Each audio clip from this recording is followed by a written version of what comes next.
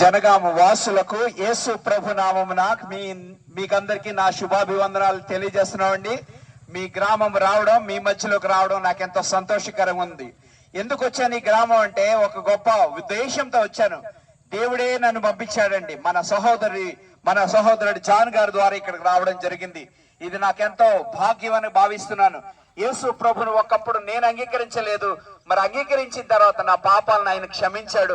ఆ పరలోక రాజ్యాన్ని ఆయన ఇవ్వడానికి సిద్ధంగా ఉన్నాడు. నా దగ్గర ఇంకా బైబిల్ ఉంది.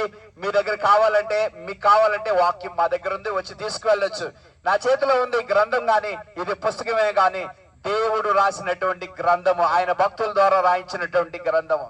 మరి ఆ బైబిల్ సెలవిస్తుంది, నరులారా తిరిగి రండి. బైబిల్ సెలవిస్తుంది, నరులారా తిరిగి రండి.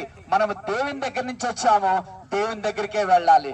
నిన్ను నన్ను సృష్టించిన వాడు దేవుడే.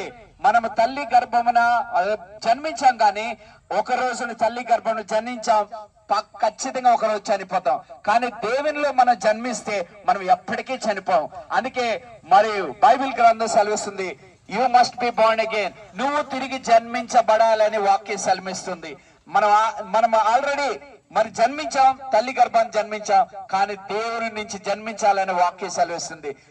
నేను దేవుని అంగీకరించినట్లయితే, దేవుని గురించి తెలుసుకున్నట్లయితే, దేవునిలో మనకు జన్మ కలిగినట్లయితే అనంత జీవం ఉంటుంది, మోక్ష రాజ్యం ఉంటుంది. ఆ మోక్ష రాజ్యము కొంచెం సమయం కాదండి, నిరంతరము ఉండేది. ఆ రాజ్యంలోకి వెళ్ళాలంటే, ఆ పరలోక రాజ్యం వెళ్ళాలంటే యేసు ప్రభు చెప్పాడు, నేనే మార్గము, నేనే సత్యము, నేనే జీవము. నేనే మార్గం అంటే ఇంకో మార్గము లేదని, నేనే సత్యం అంటే ఇంకో సత్యము లేదండి, నేనే జీవం అంటే ఇంకో జీవం లేదు. ఈ మార్గం ఎక్కడికి వెళ్తుందంటే పరలోకానికి వెళ్తుంది. ఈ మార్గం యేసు ప్రభు చెప్పాడు, నేనే మార్గం అంటే అది పరలోక దేవుని దగ్గరికి వెళ్తుంది. నేనే మార్గం అంటే దేవుని రాజ్యంలోకి వెళ్తుంది. ఎవరుంటారు ఈ దేవుని రాజ్యంలో అంటే పరిశుద్ధులు ఉంటారు. మరి నేను పాపిని కదా, ఆ పరిశుద్ధ జీవితానికి, ఆ పరిశుద్ధ లోకానికి ఎలా వెళ్తారంటే యేసు ప్రభు రక్తం ద్వారా కడగబడిన వారు మాత్రమే వెళ్తారు.